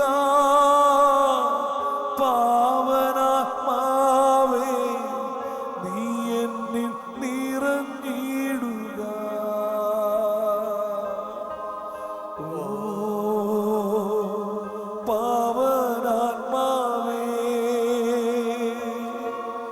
മുള്ളുകൾ നിറയും എൻ മരുഭൂവിൽ, പാപങ്ങളേറെയുള്ള എൻ ജനത്തിന്മേൽ തീടുക. വീണ്ടും ശുദ്ധി നൽകുക, വീണ്ടും അഗ്നി നൽകുക. പാവനാത്മാവേ, നീ എന്നിൽ നിറഞ്ഞിടുക. നീ എന്നിൽ നിറഞ്ഞിടുക. നീ എന്നിൽ നിറഞ്ഞിടുക. കർത്താവേ, ഒരുപാട് സ്വപ്നങ്ങളോടുകൂടി നീ ഞങ്ങളെ തെരഞ്ഞെടുത്തു, വിളിച്ചു. എങ്കിലും ദൈവമേ, പലപ്പോഴും നിന്റെ വിളിയോട് പ്രത്യുദ്ധരിക്കുവാൻ ഞങ്ങൾ പരാജയപ്പെട്ടു പോയി. കർത്താവേ, ഞങ്ങളുടെ സ്വകാര്യ ജീവിതത്തിലും ശുശ്രൂഷകളിലും നിന്റെ തിരുമനസ് നിറവേറ്റുവാൻ ഞങ്ങൾ പലപ്പോഴും പരാജയപ്പെട്ടു പോയി. കർത്താവേ, ഞങ്ങൾ വീണ് കിടക്കുന്ന അവസ്ഥയിൽ ഞങ്ങൾ നിലവിളിച്ച് പ്രാർത്ഥിക്കുന്നു. അങ്ങേക്ക് മാത്രമേ വീണ്ടും ഞങ്ങൾക്ക് പുതിയൊരു ജീവിതം നൽകാൻ കഴിയുള്ളൂ. കർത്താവേ, നീ തളർന്നവന് ബലം നൽകുന്നവനാണല്ലോ. നീ വീണുപോയവരെ വീണ്ടെടുത്ത് രക്ഷിക്കുന്നവനാണല്ലോ. നിന്റെ കരങ്ങളിലേക്ക് ഒരിക്കൽ കൂടി ഞങ്ങളുടെ ജീവിതങ്ങളെ ഞങ്ങൾ സമർപ്പിച്ചുകൊണ്ട് പ്രാർത്ഥിക്കുന്നു. കർത്താവേ, ഇന്ന് നിന്റെ പരിശുദ്ധാത്മാവിൻ്റെ ശക്തിയിൽ വീണ്ടും ഞങ്ങളെ പുതുക്കി പണിയണമേ എന്ന് പ്രാർത്ഥിക്കുന്നു. കർത്താവേ, ഞങ്ങളുടെ ശുശ്രൂഷാ ജീവിതത്തിൽ വന്നുപോയ എല്ലാ തെറ്റുകളെയും ഓർത്ത് ഞങ്ങൾ ദുഃഖിക്കുകയും മാപ്പ് ചോദിക്കുകയും ചെയ്യുന്ന കർത്താവേ, നിന്റെ തിരുമനസ് നിറവേറ്റുവാൻ ഞങ്ങളെ വീണ്ടും അവിടുന്ന് ഒരുക്കണമേ. ഞങ്ങളെ നീ വിശുദ്ധീകരിക്കണമേ. കഴിഞ്ഞ കാലത്ത് വന്നുപോയ തെറ്റുകൾക്ക് മാപ്പ് നൽകണമേ എന്ന് പ്രാർത്ഥിക്കുന്നു. ശുശ്രൂഷയിൽ വന്ന അവിശ്വസ്തതയ്ക്ക് മാപ്പ് തരണമേ എന്ന് പ്രാർത്ഥിക്കുന്നു. പിന്തിരിഞ്ഞു പോയതിന് മാപ്പ് തരണമേ എന്ന് പ്രാർത്ഥിക്കുന്നു. നിന്റെ തിരുരക്തം കൊണ്ട് ഞങ്ങളെ കഴുകണമേ കർത്താവേ. എല്ലാം രൂപാന്തരപ്പെടുത്തണമേ. ഒരു പുതിയ ജീവിതം ഞങ്ങൾക്ക് നൽകണമേ. ഒരു പുതിയ ശുശ്രൂഷ ഞങ്ങൾക്ക് നൽകണമേ. ഒരു പുതിയ അഭിഷേകം ഞങ്ങൾക്ക് നൽകണമേ. വീണ്ടും ഞങ്ങളെ സന്ദർശിക്കണമേ. അങ്ങയുടെ ശക്തി കൊണ്ട് ഞങ്ങളെ നിറയ്ക്കണമേ. ഓ, പുതിയ ആത്മാവിനെ ഞങ്ങൾക്ക് നൽകണമേ. ഹല്ലേലൂയ, ഹല്ലേലൂയ, ഹല്ലേലൂയ, ഹല്ലേലൂയ, ഹല്ലേലൂയ, ഹല്ലേലൂയ. യേശുവേ നന്ദി, യേശുവേ നന്ദി. ഹല്ലേലൂയ, ഹല്ലേലൂയ, ഹല്ലേലൂയ, ഹല്ലേലൂയ. തിരുസഭയുടെ ചരിത്രത്തിലെ ആദ്യത്തെ പ്രതിസന്ധി, ആദിമസഭയുടെ ആ പ്രതിസന്ധി അവർ അതിജീവിച്ചത് വിശ്വാസികൾ ധൈര്യത്തിന് വേണ്ടി പ്രാർത്ഥിച്ചുകൊണ്ടാണ്. അപ്പോസ്തല പ്രവർത്തികൾ 4-ാം അധ്യായത്തിൽ സുവിശേഷത്തിനും ക്രിസ്തുവിനും സഭയ്ക്കുമെതിരായുള്ള ഭീഷണികളെ നേരിടുവാനുള്ള പുതിയ ശക്തിക്ക് വേണ്ടി അവർ പ്രാർത്ഥിച്ചു. അവർ പ്രാർത്ഥിച്ച നിമിഷങ്ങളിൽ അവർ സമ്മേളിച്ചിരുന്ന സ്ഥലം കുലുങ്ങി. പരിശുദ്ധാത്മാവ് അവരുടെ മേൽ വീണ്ടും നിറഞ്ഞു. അവർ കൂടുതൽ ധൈര്യത്തോടെ ദൈവവചനം പ്രഘോഷിച്ചു. സഭ വളർന്നു. നമുക്കും ഇന്ന് ഒരുമിച്ച് പ്രാർത്ഥിക്കാം. നമ്മുടെ ശുശ്രൂഷകൾക്ക് മുന്നിൽ ഭീഷണികളുണ്ട്, നമ്മുടെ ജീവിതത്തിന് മുമ്പിൽ പ്രതിസന്ധികളുണ്ട്, നമ്മളിപ്പോൾ നിസ്സഹായത അനുഭവിക്കുന്നുണ്ട്, ഒന്നും ചെയ്യാൻ പറ്റാത്ത അവസ്ഥകളുണ്ട്, എന്ത് ചെയ്യണമെന്ന് അറിയാത്ത മേഖലകളുണ്ട്. ഇതാ ദൈവത്തിന്റെ പരിശുദ്ധാത്മാവാണ് അതിനുള്ള ഉത്തരം. അവിടുന്ന് ആദിമസഭയെ ശക്തിപ്പെടുത്തിയതുപോലെ ഇന്ന് നമ്മുടെ ജീവിതത്തിലേക്ക് ഇറങ്ങി വരും, ഇന്ന് ഈ സമൂഹത്തിലേക്ക് ഇറങ്ങി വരും. വിശ്വാസത്തോടെ പ്രാർത്ഥിക്കുക. എല്ലാ പ്രതിസന്ധികളിലേക്കും ദൈവത്തിന്റെ ആത്മാവ് കടന്നു വരട്ടെ. ഉള്ളിലുള്ള ഭയം എടുത്തു നീക്കപ്പെടട്ടെ. ദൈവാത്മാവിന്റെ ശക്തി നമ്മളിൽ വ്യാപരിക്കട്ടെ. അവന്റെ കൃപ നമ്മളിലേക്ക് ഒഴുകട്ടെ. അവന്റെ ജീവൻ നമ്മളെ പുതുക്കി പണിയട്ടെ. വിശ്വാസത്തോടെ പ്രാർത്ഥിക്കുക, ദാഹത്തോടെ പ്രാർത്ഥിക്കുക. ഒരു പുതിയ പെന്തക്കോസ്ത, ഒരു പുതിയ പെന്തക്കോസ്ത, ആത്മാവിന്റെ നവ്യമായ അഭിഷേകം നമ്മളിൽ ഇറങ്ങി വരട്ടെ, നമ്മളിൽ ഇറങ്ങി വരട്ടെ. ഹല്ലേലൂയ, ഹല്ലേലൂയ, ഹല്ലേലൂയ. പുതിയ കൃപ, പുതിയ അഭിഷേകം നൽകണമേ. പുതിയ ശക്തി, പുതിയ കൃപ, പുതിയ അഭിഷേകം നൽകണമേ. പരിശുദ്ധാത്മനിറവിനാലേ ശുശ്രൂഷ ചെയ്തിടുവാൻ, പരിശുദ്ധാത്മനിറവിനാലേ ശുശ്രൂഷ ചെയ്തിടുവാൻ. പുതിയ ശക്തി, പുതിയ കൃപ, പുതിയ അഭിഷേകം നൽകണമേ. പുതിയ ശക്തി, പുതിയ കൃപ, പുതിയ അഭിഷേകം നൽകണമേ.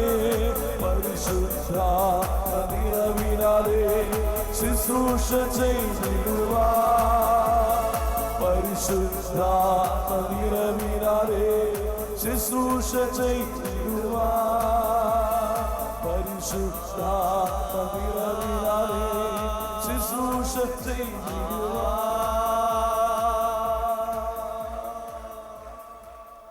സഭയുടെ എല്ലാ മേഖലകളിലേക്കും പുതിയൊരു പെന്തക്കുസ്തായുടെ ചൈതന്യം വ്യാപിക്കുവാൻ വേണ്ടി നമുക്ക് ആഗ്രഹിച്ച് പ്രാർത്ഥിക്കാം. എല്ലാ സന്യാസ സമൂഹങ്ങളിലും ഈ നാളുകളിൽ പുതിയ ഉണർവുണ്ടാകണം. എല്ലാ മിനിസ്ട്രികളിലും പരിശുദ്ധാത്മാവിൻ്റെ നവ്യമായ ഒരു ജീവൻ വെളിപ്പെടണം. ഈ നാളുകളിൽ നമുക്ക് സഭയുടെ പിതാക്കന്മാർക്ക് വേണ്ടി പ്രാർത്ഥിക്കാം. എല്ലാ വൈദികരെയും സമർപ്പിച്ച് പ്രാർത്ഥിക്കാം. എല്ലാ മേഖലകളിലേക്ക് സ്വർഗത്തിന്റെ കൊടുങ്കാറ്റ് വീശട്ടെ. എല്ലാ തിന്മകളും ആ കാറ്റിൽ തൂത്തെറിയപ്പെടട്ടെ. സ്വർഗത്തിന്റെ അഭിഷേകം കേരള സഭ മുഴുവനും വ്യാപിക്കട്ടെ. മിനിസ്ട്രികളിൽ നിറയട്ടെ, സമൂഹങ്ങളിൽ നിറയട്ടെ. ദൈവ കൃപ ഒഴുകട്ടെ. യേശുവേ, യേശുവേ, യേശുവേ, യേശുവേ, യേശുവേ. കൊടുങ്കാറ്റടിക്കും ആരവത്തോടെ, അഗ്നിനാവുകളുടെ രൂപത്തോടെ. കൊടുങ്കാറ്റടിക്കും ആരവത്തോടെ, അഗ്നിനാവുകളുടെ രൂപത്തോടെ. ഭൂമിയിളകും അഭിഷേക ശക്തിയ, ഭൂമിയിളകും അഭിഷേക ശക്തിയ. ൂഹായേ വേഗം ആഗതമാകണമേ.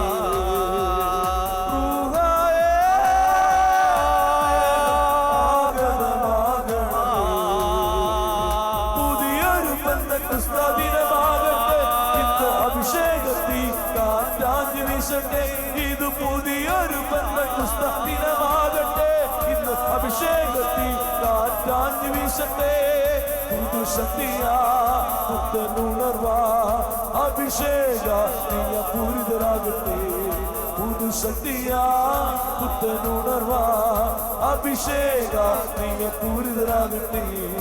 അഭിഷേക നീയ പൂരിതരാകട്ടെ.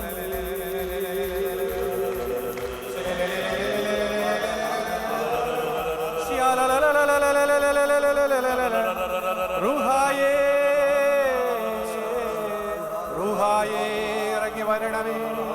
റൂഹായേ സഭയിൽ ഇറങ്ങി വരണമേ. ഓ പരിശുദ്ധ റൂഹായേ, സഭ മുഴുവനെയും നവീകരിക്കാൻ വരണമേ. പരിശുദ്ധാത്മാവേ, പരിശുദ്ധാത്മാവേ,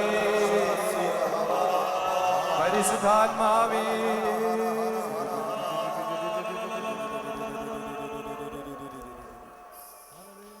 പരിശുദ്ധാത്മാവ് വ്യാപിക്കുമ്പോൾ സഭയുടെ മുഴുവനും ഫോക്കസ് ക്രിസ്തു കേന്ദ്രീകൃതമായി തീരും. ഇന്ന് ക്രിസ്തുവിൽ നിന്ന് നമ്മളെ വ്യതിചലിപ്പിക്കുന്ന ഒരുപാട് പ്രശ്നങ്ങളുണ്ട്. ആ പ്രശ്നങ്ങളുടെ പിന്നിൽ പ്രവർത്തിക്കുന്ന തിന്മയുടെ ശക്തികളെല്ലാം നിർവീര്യമായി പോകാൻ വേണ്ടി നമ്മൾ പ്രാർത്ഥിക്കുക.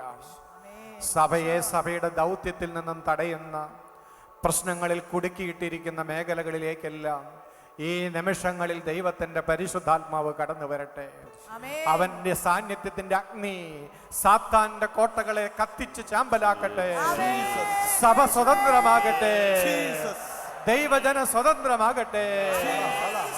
ഭിന്നതയുടെ കെട്ടുകൾ പൊട്ടട്ടെ, കലഹത്തിന്റെ അരൂപികൾ നിർവീര്യമാകട്ടെ, പാപത്തിന്റെ ബന്ധനങ്ങൾ തകരട്ടെ, ദൈവജനം ഉണരട്ടെ, സഭ ഉണരട്ടെ, കൃപ ഒഴുകട്ടെ.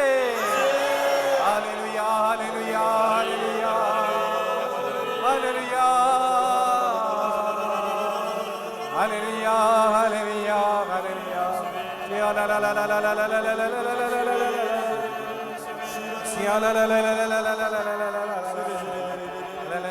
ജനതകളിൽ അഭിഷേകത്തിൻ ഉണർവു നൽകിടുക, വചനത്തിൻ സാക്ഷികളാകാൻ ധൈര്യം നൽകിടുക.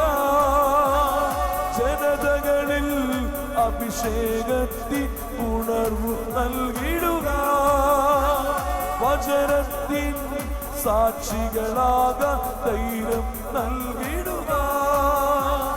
ദൈവശക്തിയാ വരങ്ങളും ദൈവ സ്വഭാവമാ ഫലങ്ങളും ദൈവം നൽകും ദാനങ്ങളും തിരുസഭയിൽ ചൊരിഞ്ഞിടുക. ദൈവം നൽകും ദാനങ്ങളും തിരുസഭയിൽ ചൊരിഞ്ഞിടുക. പുതിയൊരു പെന്തക്കോസ്താ ദിനമാകട്ടെ, ഇന്ന് അഭിഷേകത്തിൽ കാറ്റാഞ്ഞു വീശട്ടെ. പുതിയൊരു പെന്തക്കോസ്താ ദിനമാകട്ടെ, ഇന്ന് അഭിഷേകത്തിൽ കാറ്റാഞ്ഞു വീശട്ടെ. പുതുശക്തിയാ പുത്തനുണർവാ അഭിഷേക നിങ്ങൾ പൂരിതരാകട്ടെ. പുതുശക്തിയാ പുത്തനുണർവാ അഭിഷേക നിങ്ങൾ പൂരിതരാകട്ടെ. അഭിഷേക നിങ്ങൾ പൂരിതരാകട്ടെ. അഭിഷേക നിങ്ങൾ പൂരിതരാകട്ടെ. പെന്തക്കോസ്തായുടെ അഗ്നി ഹൃദയങ്ങളിൽ നിറഞ്ഞപ്പോൾ അപ്പോസ്തലന്മാർ ലോകത്തിൻ്റെ നാനാഭാഗങ്ങളിലേക്കും സുവിശേഷവുമായിട്ട് പോയി. ഏതൊരു സമൂഹത്തിലേക്ക് പെന്തക്കോസ്തായുടെ അഗ്നി ഇറങ്ങി വരുന്നുണ്ടോ അവിടെയുള്ളവരിൽ നിന്നെല്ലാം പ്രേക്ഷിതർ രൂപപ്പെടും, ലോകം മുഴുവനും അയക്കപ്പെടും. അതാണ് പെന്തക്കോസ്തായുടെ അടയാളങ്ങളിൽ ഒന്ന്. കഴിഞ്ഞ കാലങ്ങളിൽ സ്വർഗം വളരെയധികം അനുഗ്രഹിച്ച കേരള സഭ ലോകത്തിന്റെ സുവിശേഷീകരണത്തിന് വേണ്ടി വിളിക്കപ്പെട്ടവളാണ്. വരും കാലങ്ങളിൽ കേരള സഭയിൽ നിന്ന് എല്ലാ രാജ്യങ്ങളിലേക്കും ഭൂഖണ്ഡങ്ങളിലേക്കും പ്രേക്ഷിതരുടെ ഒരു വലിയ മുന്നേറ്റം നടക്കും നമുക്ക് കാണാം. അതിനുവേണ്ടി നമുക്ക് പ്രാർത്ഥിക്കാം. ആഫ്രിക്കയിലേക്ക്, യൂറോപ്പിലേക്ക്, ഏഷ്യയുടെ ഇതര ഭാഗങ്ങളിലേക്ക്, അമേരിക്കയിലേക്ക് അനേകം മിഷണറിമാർ അഭിഷേകം ചെയ്യപ്പെടട്ടെ. പ്രേക്ഷിതർ ഉയർക്കപ്പെടട്ടെ. പുതിയ സുവിശേഷ മുന്നേറ്റം ലോകവ്യാപകമായി കേരള സഭയിൽ നിന്ന് ഉദയം ചെയ്യട്ടെ. പുതിയ പെന്തക്കോസ്താ, പുതിയ പെന്തക്കോസ്താ കേരള സഭയിൽ, പുതിയ പെന്തക്കോസ്താ ദൈവത്തിന്റെ ശക്തി വ്യാപിക്കട്ടെ. പ്രേക്ഷിതർ ഉണരട്ടെ. ദൈവവിളികൾ വർദ്ധിക്കട്ടെ. പ്രേക്ഷിതരുടെ മുന്നേറ്റം ഉണ്ടാകട്ടെ. Hallelujah, hallelujah.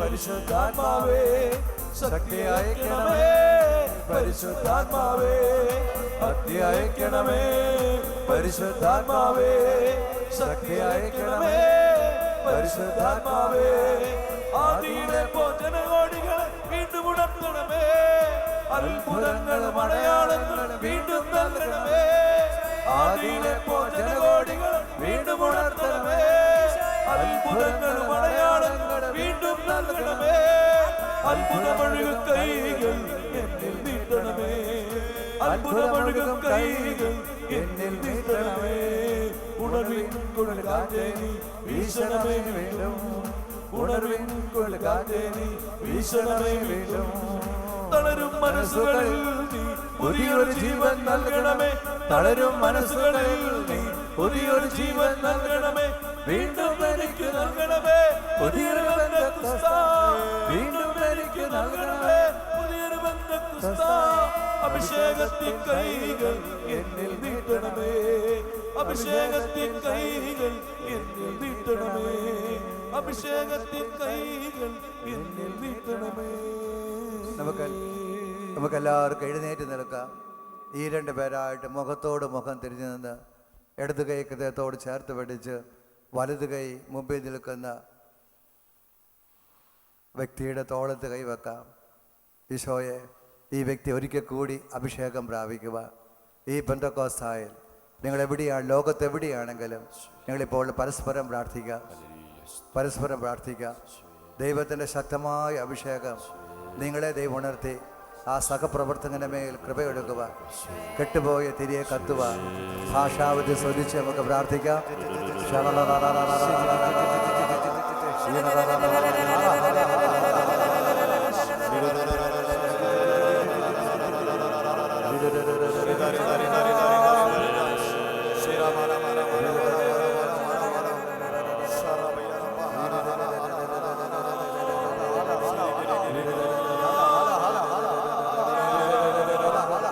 ആത്മാക്കൾക്ക് വലിയൊരു ദാഹം ഈ മകന്റെ മേൽ ജ്വലിക്കട്ടെ.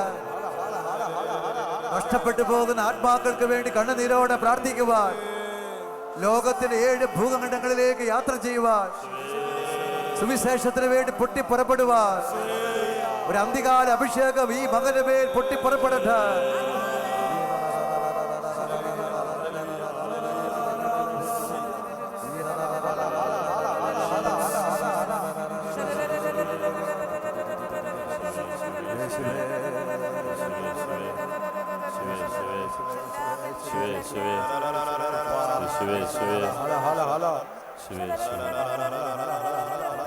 നിശബ്ദതയോടെ നമുക്ക് ദീപികാ സന്നിധിയിലേക്ക് നോക്കാം. കൈകൾ കോർത്ത് പിടിക്കാം.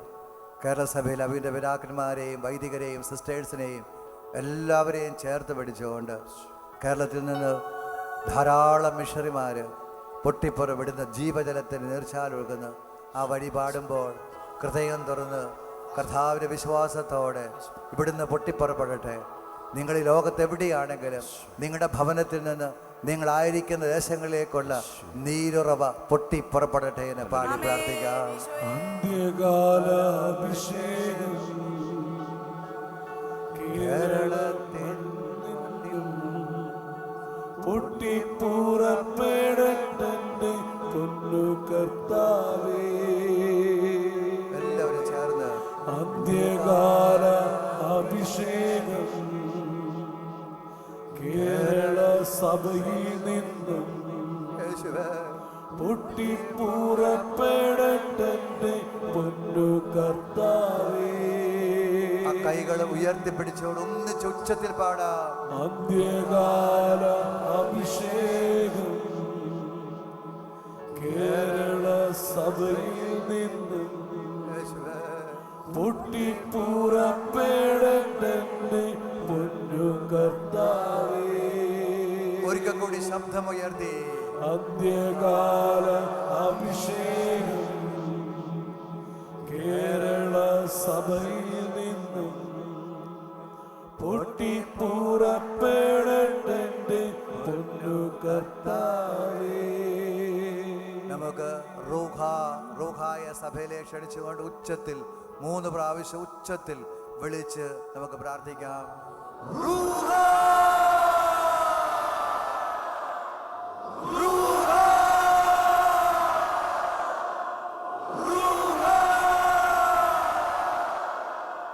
നമുക്ക് തമ്പുരാന്റെ മുമ്പിൽ മുട്ടുമടക്കാം. നിങ്ങളെവിടെയെല്ലാം പോയി ശുശ്രൂഷ, കേരള സഭ ദൈവരാജ്യ ശുശ്രൂഷ ചെയ്യുന്ന അവിടെയുള്ള സകല ആത്മാക്കളെയും ഹൃദയത്തിൽ സ്വീകരിച്ചുകൊണ്ട് നമുക്ക് ഈശോയുടെ ദിവികാരന ആശീർവാദം നമുക്ക് സ്വീകരിക്കാം.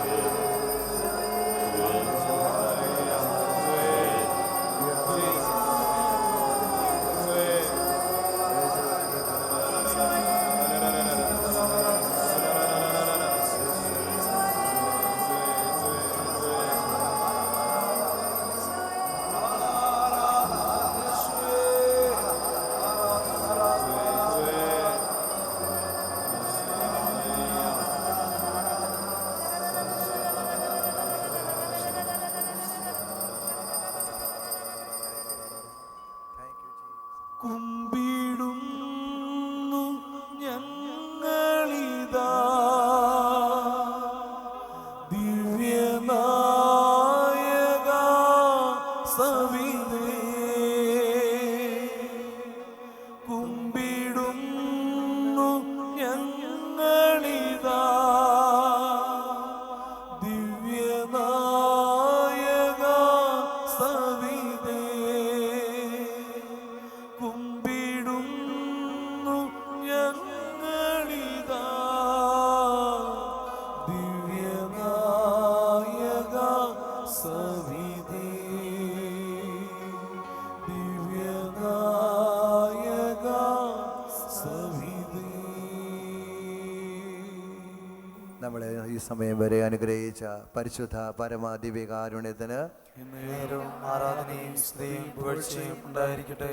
വലിയൊരു വിടുതലിലേക്ക് നയിച്ച പരിശുദ്ധ പരമാദിവ്യകാരുണ്യത്തിന് നേരവും ആരാധനയും സ്തുതിയും പുകഴ്ചയും ഉണ്ടായിരിക്കട്ടെ.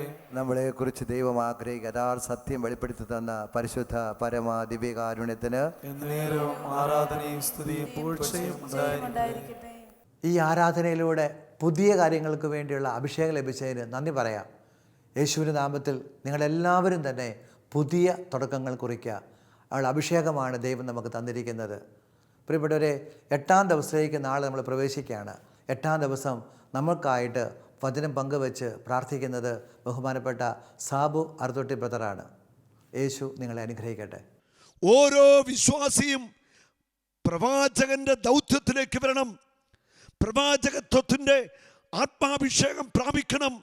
കാത്തിരുന്ന് പ്രാർത്ഥിക്കുക. നമ്മൾ വീണ്ടും പെന്തക്കോസ്തായ്ക്ക് വേണ്ടി കൊട്ടി പാടിയും പ്രാർത്ഥിച്ചും കാത്തിരിക്കാൻ നിങ്ങളോട് ചോദിക്കുന്നു.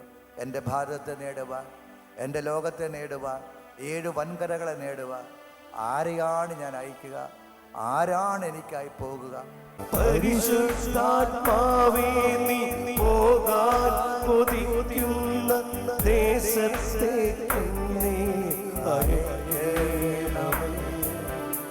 ഈശോതൻ രണ്ടാം വരവിനുമുമ്പായി സർവ